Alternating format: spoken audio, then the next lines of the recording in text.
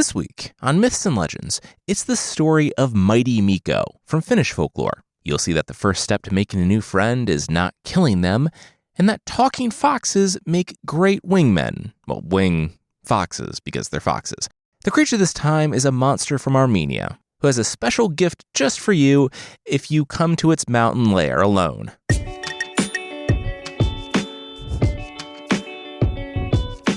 This is Myths and Legends, episode 388. Uh-oh, better get Mikko. This is a podcast where we tell stories from mythology and folklore. Some are incredibly popular tales you might think you know, but with surprising origins, and others are stories that might be new to you, but are definitely worth a listen. This week, we're in Finnish folklore, telling the story of Mighty Mikko. Not too much backstory here, it's a fairy tale, so a story largely not anchored in history with fantastical elements. Also, tropey elements, because Mikko, the teen son of a woodcutter, is about to go through an all-too-common fairy tale occurrence.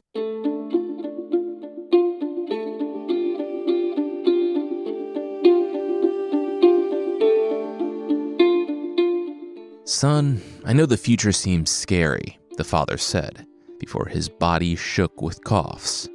"Oh, a lot more blood this time, yikes." He sighed. "Son, I know the future seems scary, but you will not be alone." Mikko didn't believe his dad. He was the son of a wood-cutting couple. Their job meant that they lived far off into the forest, so they could have access to the one thing they needed to get every day: wood. He was an only child of only children. He had no one else, and after losing his mother the year before to the same illness that was about to take his father, he would be truly and utterly alone. Not only would he have to bury his father, but he would have to live in this house, the dark, empty house far off in the forest, knowing how alone he was.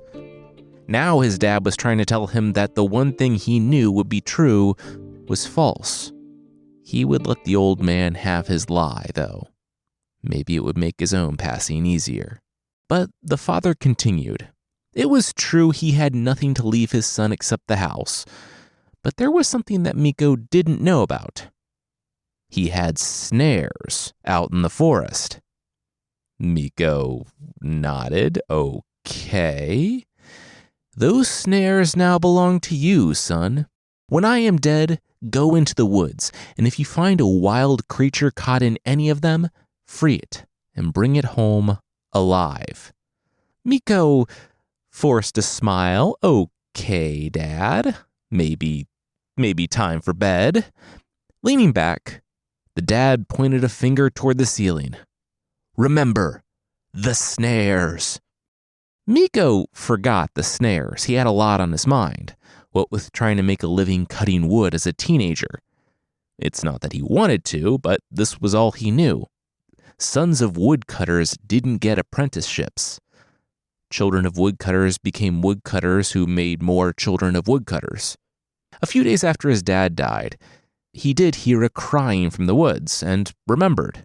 Well, at least he would go let whatever was caught go so it didn't die out there. He saw the little fox caught in the trap. Mikko bent down and, though the animal shirked away and Mikko was certain he was about to get an armful of fox teeth, he gripped the snare, pulled back the trap, and let the fox go. The animal limped, though. After Mikko gathered the traps, he had no use for them, no interest in catching and killing animals in the woods. He saw the fox still hadn't made much progress out of the clearing. He stepped up to the animal and, though it spread out its paws and lowered its back, Mikko held out his hand for it to smell. With a few pets, the fox let him pick it up. Mikko hadn't intended on following his father's last request so closely, but here they were, a warm bundle of fox nestling into the crook of his arm. A bowl of milk later, and the animal seemed to be doing better. There didn't appear to be any damage to its paws. Mikko opened the window for the fox to leave if it wanted, but when he laid down in bed, he felt that same warm bundle curl up at his feet. Mikko smiled for the first time since the death of his parents and went to sleep.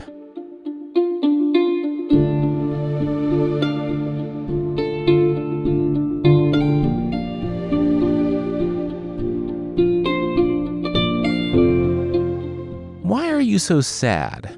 Mikko heard one day over breakfast. He looked down to the fox, looking up from his porridge. "What? Why are you so sad? Sorry, I thought I was speaking loud enough," the fox asked again. "No, I heard you just fine.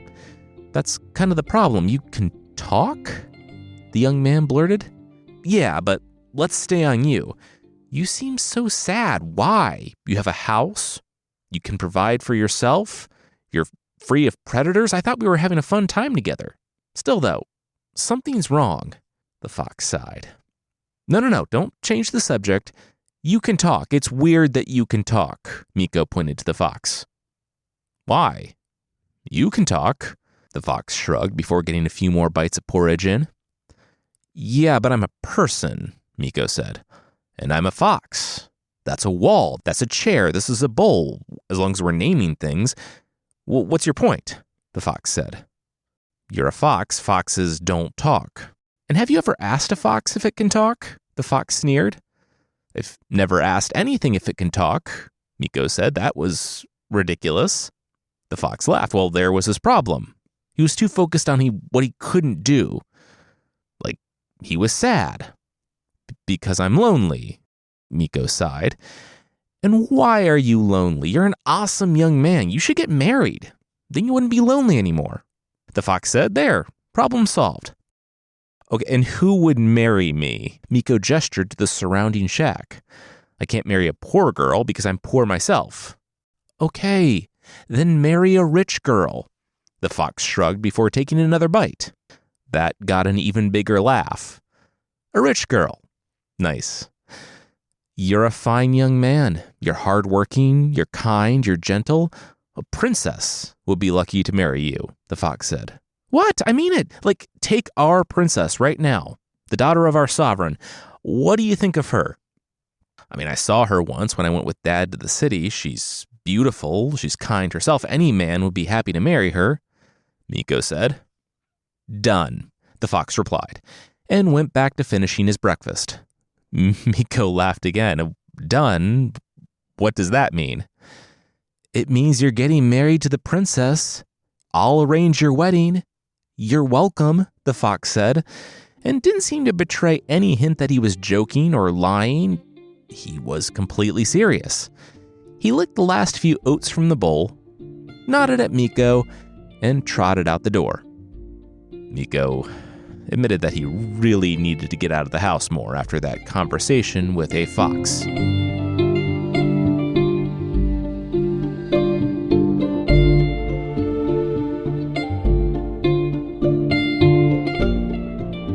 "My master has a request for you, your majesty." The fox bowed low before the throne.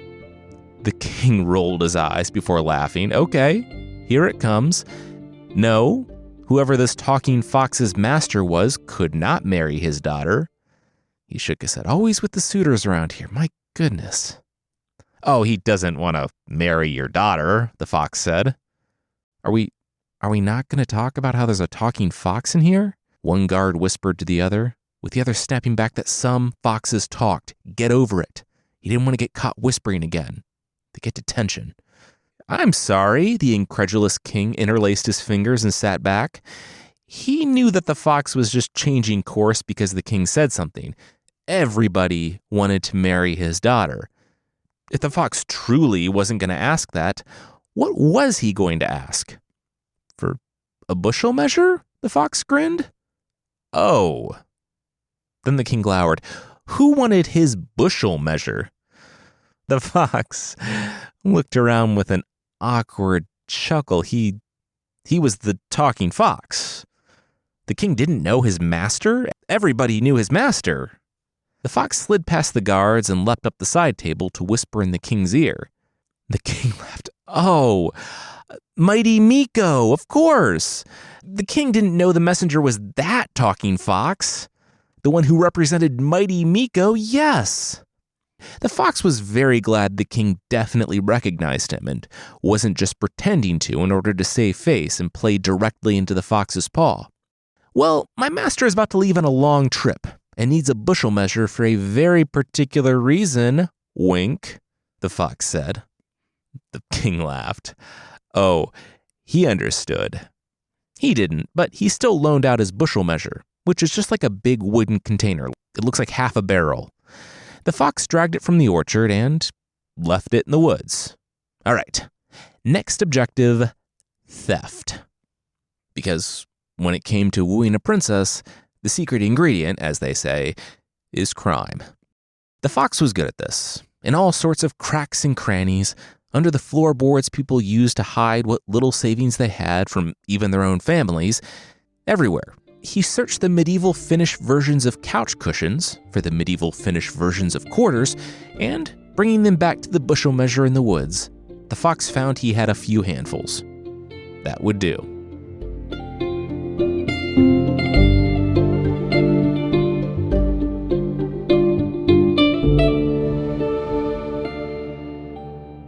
We'll see what the fox wants with all that cash, but that will be right after this. This show is sponsored by BetterHelp. Carissa, do you remember the early episodes of this podcast? Before you joined and the audio and writing quality got a massive glow up, as the youths say. Do they really say that? I think. I don't know. I read it somewhere. I do remember that time. How I used to sit in the back of our tiny apartment and insist that you not listen to me record. I always kept thinking to myself, you do realize you're putting this out there for the world to hear. That's the thing, exactly. I was so self-conscious back then about performing on the show. You can hear it in those old episodes like, this week on Myths and Legends. If I had just been myself, they would be so much better. Literally millions of people have heard some of those episodes now. Masks are for Halloween, not for who we are. No, yeah, totally. We've talked about how awesome we think therapy is and how much it's helped both of us in our lives. If you're thinking about therapy, really consider BetterHelp. It's all online, so it's flexible for your schedule. You're not limited by geography or specialty, and they'll help match you with a therapist after a brief questionnaire. And you can switch therapists for no additional charge. Take off the mask with BetterHelp. Visit betterhelp.com/myths today to get 10% off your first month. That's BetterHelp, HELP.com/myths.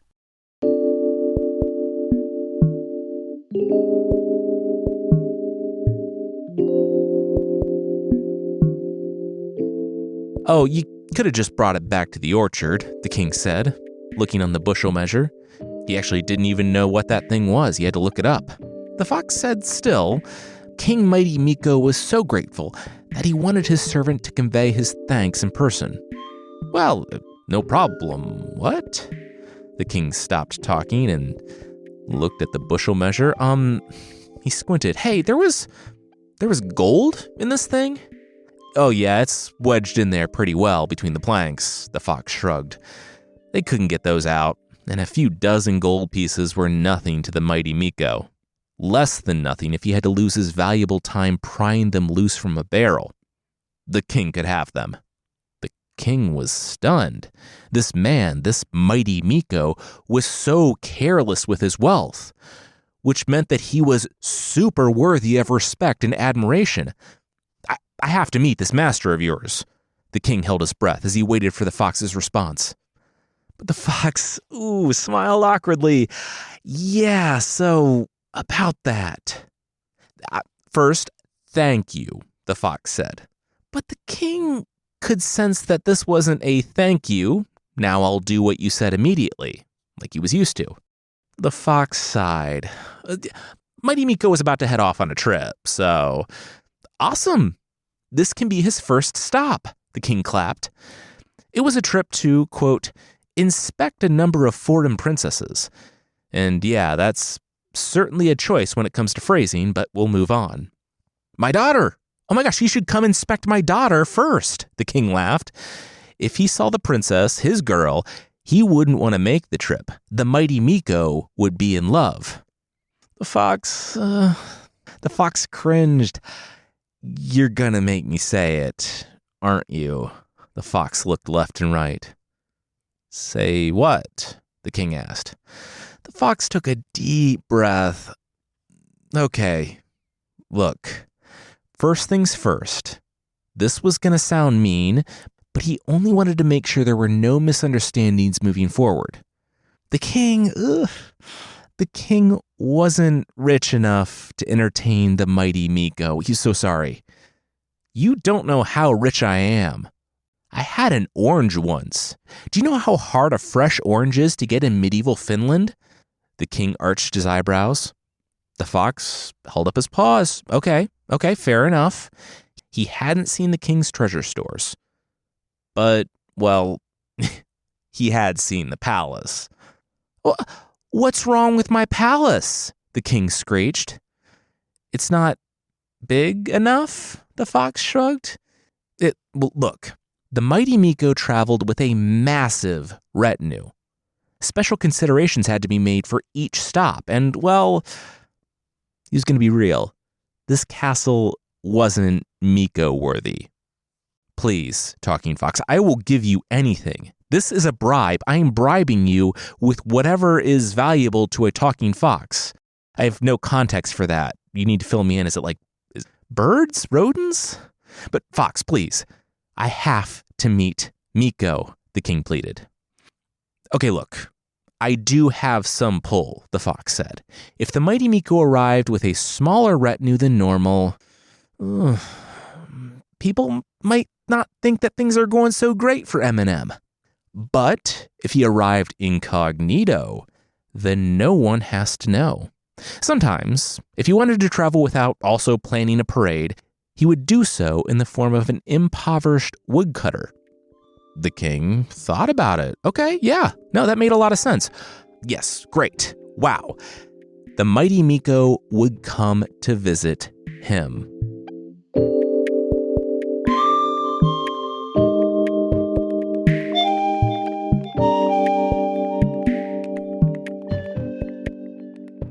Oh my gosh. Wonderful. Just wonderful. The king circled Mikko. It's just, wow. The attention to detail alone. If I hadn't been negotiating with King Mikko's talking fox, I would have totally believed you were just a wretched, poor, smelly, wretched woodcutter. From one craftsman to another, game recognized game.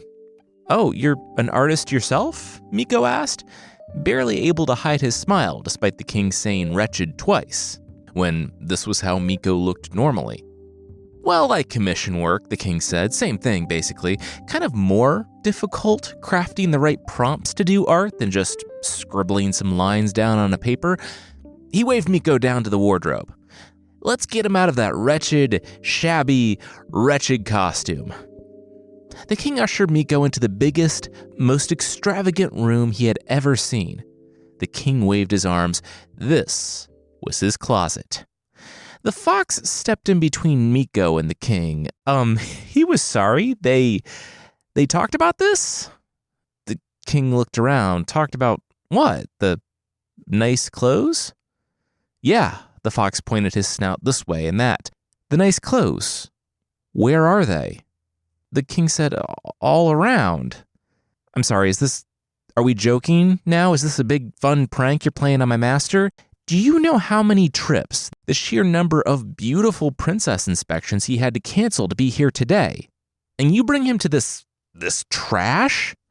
The king said he was so sorry. No one in the kingdom had anything like this. He waved in the tailor. Was there anything else? The tailor did have some pieces that were near completion. They were awesome, actually. They were super expensive because the patterns were just so complicated. Hold it up for us, the fox demanded, and the king complied. The fox looked on the outfit. He turned, apologizing profusely to mighty Mikko, who was trying the whole time to not break out laughing. Yes, this would do. I will say this about my master, the mighty Mikko, the fox said, while Mikko changed. He is not a proud man. Nothing says attraction like your date wearing your dad's clothes, but the princess was, according to the story, so taken with Mikko that she began shaking. The court loved that Mikko wasn't a complete monster jerk like most of the royalty they were forced to deal with. Their eyes widened as they looked at the king. The present company excluded, of course, and the princess's ladies went into, quote, ecstasies over his gorgeousness and modest manners. The advisors liked that he actually listened to them despite his great wealth. Seen as the bar for human decency on the king's court was basically rolling around on the floor, Mikko cleared it. He was an absolute hit. "Your daughter pleases Mikko mightily," the fox said to the king, who was more than happy to hear it. In fact, the fox had so twisted the situation that Mikko wouldn't be asking the king for his daughter's hand in marriage, but instead the fox left the king waiting for his decision. The fox had so altered reality that the king immediately planned the wedding for the following day, when Mikko said graciously, yes, he would marry the princess. "I can't believe you did it," Mikko said to the fox in private, the day after the wedding. If his parents could see him now, married to a princess, he'd come so far from their little shack in the woods. Then he blinked. Wait, no. He hadn't come that far from the shack in the woods. Mikko still actually lived in the shack in the woods. Oh no, he lived in a shack in the woods. He just married a princess. What were they going to do? "You can chill out," the fox said. He was getting stressed out just listening to Mikko carrying on like that. And he, the fox, had thought of everything. "Everything?" Mikko asked. "Everything," the fox replied. "Now, at dinner tonight, Mikko should address his father-in-law, the king, and tell him that it was only fitting that he should come visit Mighty Mikko at his castle, the one over which his daughter was to be mistress." "But I don't own a castle," Mikko noted. "Wait, you don't?" the fox asked, and then pursed his fox lips, if that's even possible. "I know. I lived at your house for a while. Just say the thing. I'll run ahead and get things ready for you." At the end of the week, Mikko was to lead the king and his courtiers along the main highway and just keep going straight until he saw a castle. It'll take a while, but if he meets any men on the way, like shepherds and stuff, ask them whose men they are. And this is really important, show no surprise at their answer. The fox smiled, which I thought would be kind of scary, like he's a wild animal showing his teeth and all, but I looked it up and it's actually adorable. He said farewell, and he looked forward to seeing his friend, King Mighty Mikko, in Mikko's beautiful castle.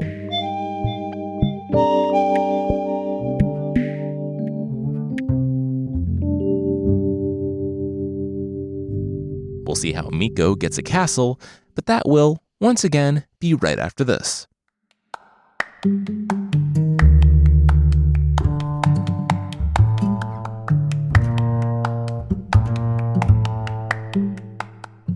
"Hey there, woodcutters," the fox said to the woodcutters. "Hi yourself, talking fox," the woodcutters replied, as this was, I suppose, a fairly common occurrence that didn't even warrant discussion. Quick question," the fox said to the woodcutters before they got back to woodcutting, because they're woodcutters. "Whose men are you?" Looking at each other, the woodcutters chuckled. Well, they were the worm's men. "Oh, I am so sorry," the fox winced. The woodcutters asked why the little fox said that. The worm was a giant dragon, and they were on his good side. "So I hope he comes to save your lives, then." The fox turned with a smile and took a few more steps before the woodcutters, they needed to know what was up with that statement.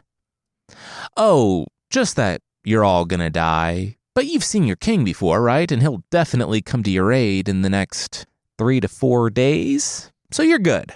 I'm just gonna keep on running as fast as I can, though. I'm not as brave or as well looked after as you are." The fox took a few more steps before the woodcutters stopped him again.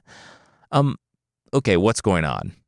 The fox said if they really must know, the king was coming with a massive force to destroy the worm and all of his people. All of his people, but we're his people. The woodcutters looked to each other. "Bummer. Yeah," the fox said he would love to stick around, but he didn't want to get caught up in all that, so he was going to run for his life. Fox, is there any way for us to escape?" the woodcutters pleaded. The fox sighed and slowed. Well, they could be the Mighty Mikko's men." Okay. What's a Mighty Mikko?" "That sounds like a cross between a fast food meal and a body shop." "Okay, well, I don't know what those words mean," the fox said.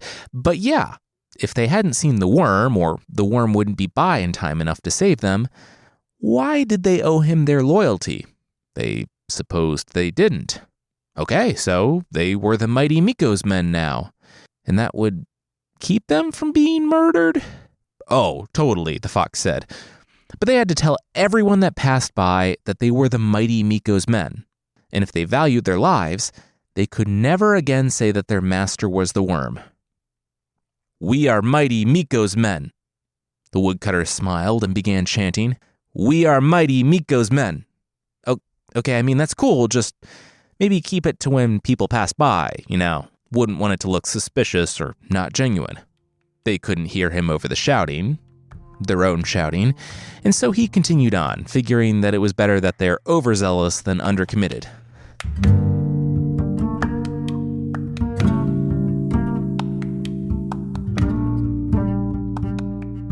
Hi, 20 grooms, the fox said to the men taking care of the horses in a massive stable he was walking by.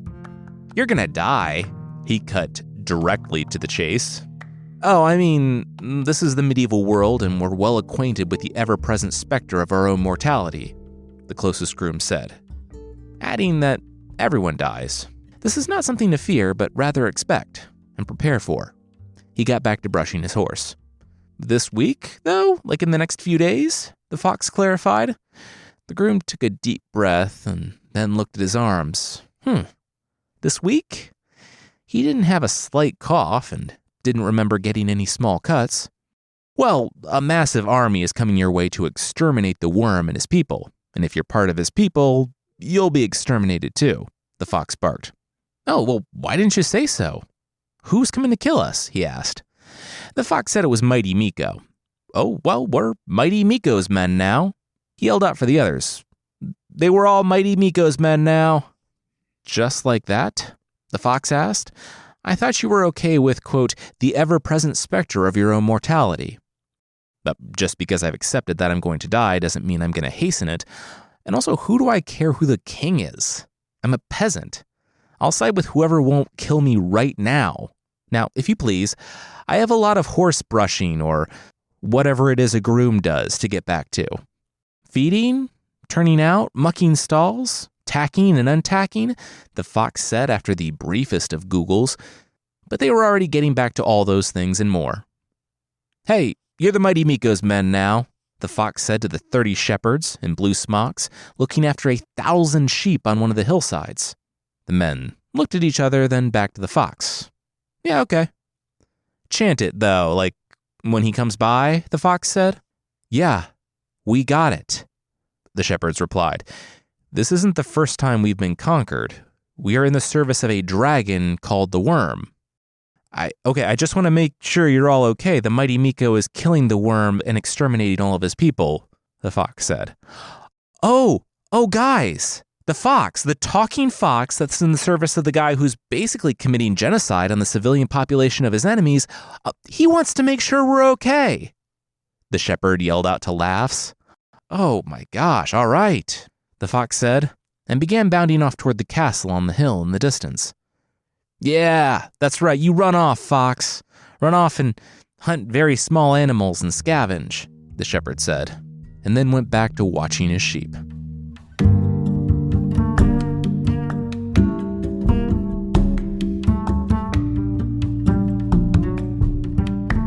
The worm, the great dragon, well, he had been a great warrior in the same way that I was once a runner. Once.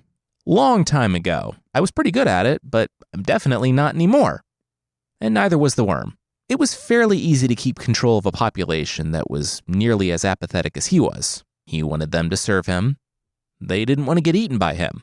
No one really pushed the boundaries of either of those things, so they just both kind of stayed the course. Forever. Are you the worm? The talking fox asked. The worm, who was something like a mini version of the dragon from the movie Dungeons & Dragons: Honor Among Thieves, managed to roll over from his pile of mostly rotten food. The fox could just leave the food shipment by the door and the worm would get to it presently. Oh my gosh, I'm so sorry for you, the fox said. Oh well, of course, none of us can expect to live forever. Well, I must be going. I just thought I would stop by and say goodbye. I don't want to be here when the king shows up. What king? The worm asked, managing to sit up. The fox said the worm really wasn't what he used to be, not knowing that an attacking army was coming to kill him and any of his people who still remained his people. Okay, what are you talking about? When is this king coming? The Cheetos crumbs rolled off the worm as he stood up. Oh, he's on the highway right now. That's why I'm on my way out. I don't want to be mistaken as one of your people when he gets here. The fox seemed to be getting more and more anxious. Oh my gosh, what are we going to do? The worm slithered back and forth. It had been so long since he had done a war. He was worried that, frankly, he might not still have it. The fox said, well, you could hide, and then, when the king arrived, the fox could tell his location, and the worm could slither out and kill him. Without their leader, the army would crumble, the worm would have a big new army that he would control or eat if he wanted to, and the war would be over before it began.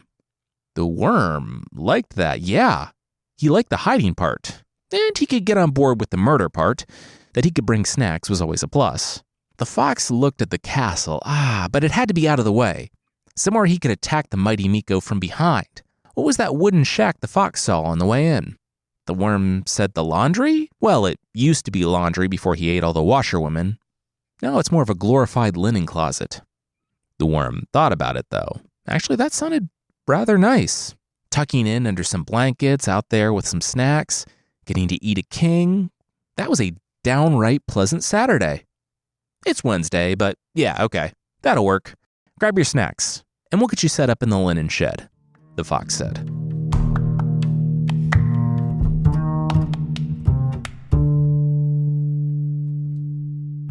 All right, fox, I'm all tucked in and ready for war. The worm's voice was muffled by the thick door. If the fox could give him maybe a 20-minute warning before it was murder time, though, he would appreciate it. He was so cozy in here, he felt a nap coming on.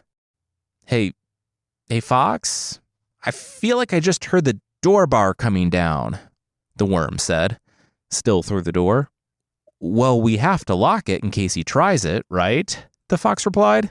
Can't have the king ruining his own murder. All right. You are so crafty, the fox heard. Then there was an extended pause.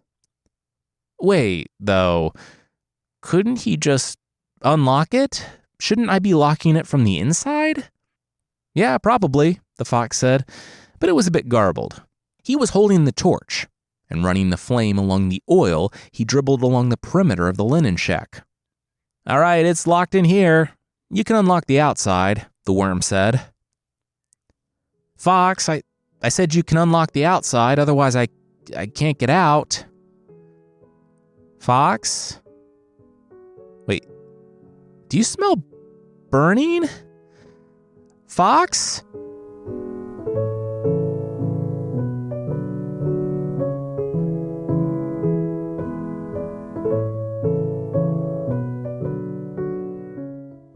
I wonder whose woodsmen these are, the king said. The blue smocks weren't his. Wait, were they the worm's men? What? The worm? This guy? No. Who's the worm? What's the worm? Why is the worm? That didn't make sense. But no, they were not the worm's men. They were Mighty Mikko's men. Right, boys?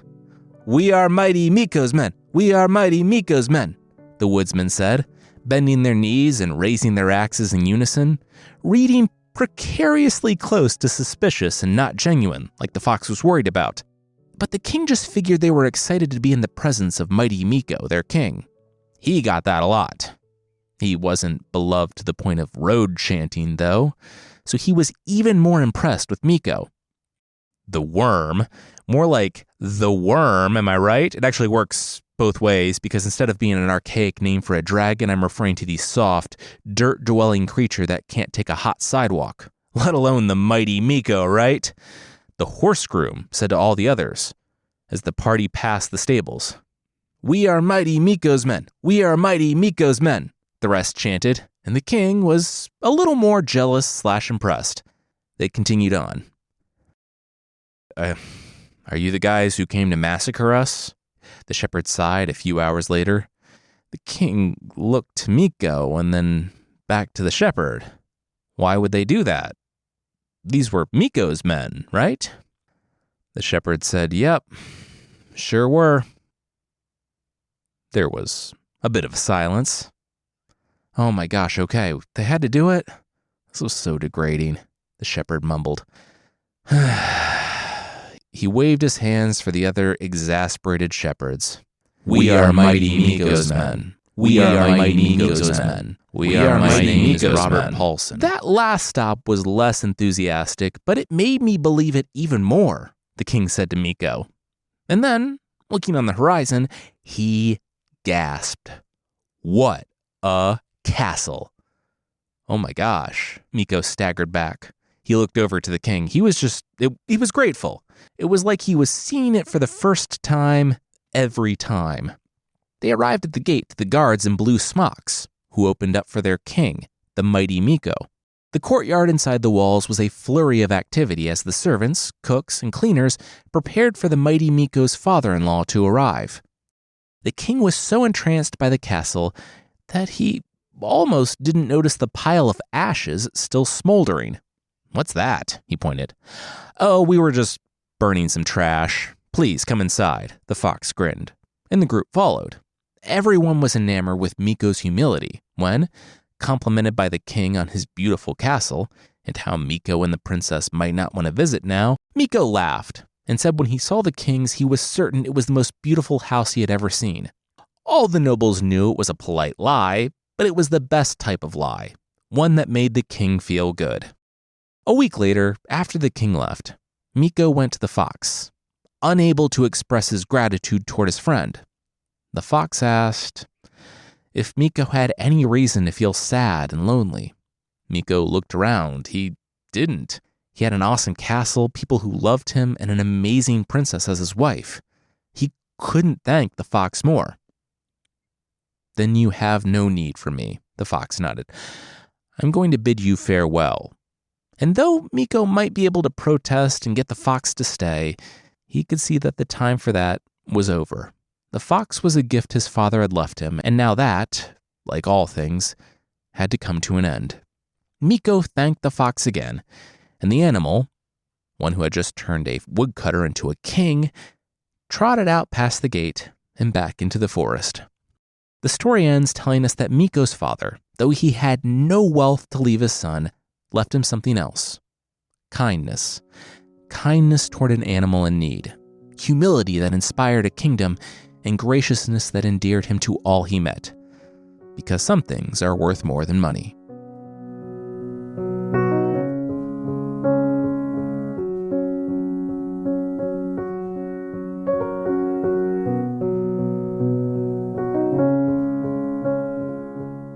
So I went with kind of a Ted Lasso, the real treasures are kindness and the friends we made along the way ending. But if you think about it, the story is fairly subversive. In the time when this was told, a world more oriented toward the nobility being born better than the rest of us, to have a kid take the throne from a lazy, less deserving king who may or may not be an actual dragon with only his words, and then be seen as a king by all the people born into the nobility, it kind of turns the whole concept on its head. Add on to that the people in their recognition of the king carrying the true power, and the teen and an animal being the Harlem Globetrotters running circles around the nobles' Washington generals. What I'm saying is, a lot of these stories are obviously commissioned and told to royalty. This doesn't feel like one of those. And I like it all the more for that. Next week, we're in Korean folklore, where we see the best pickup lines are just asking that person you're interested in for some oranges, and that trolling that annoying couple whose displays of affection are way too public could have disastrous, lifelong consequences. Also, another plug for the Discord. If you want to talk about the episodes, suggest new stories, ask when fictional is coming back, post art on the art channel, talk to other listeners, or ask when fictional is coming back, check it out at myths.link/discord.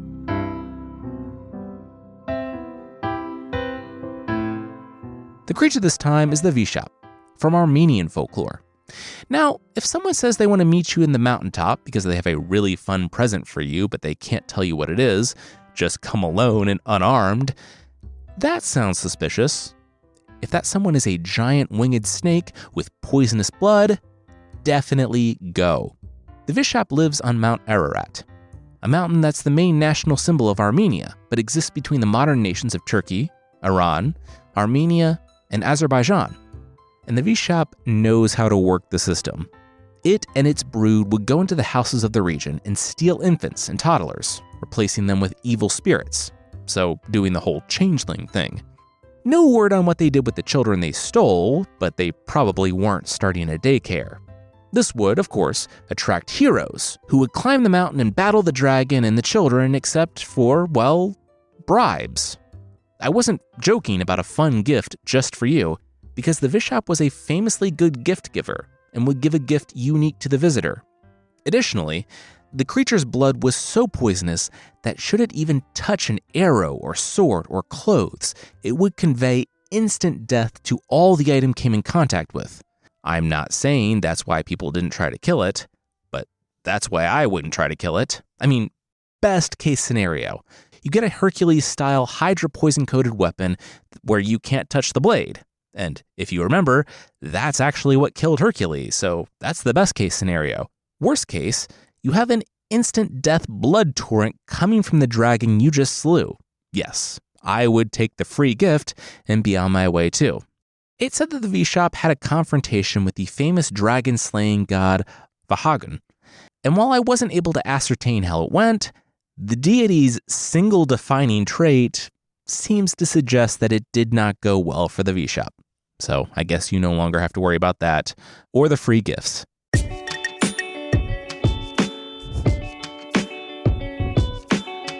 That's it for this time. Myths and Legends is by Jason and Carissa Weiser. Our theme song is by Broke for Free, and the Creature of the Week music is by Steve Combs.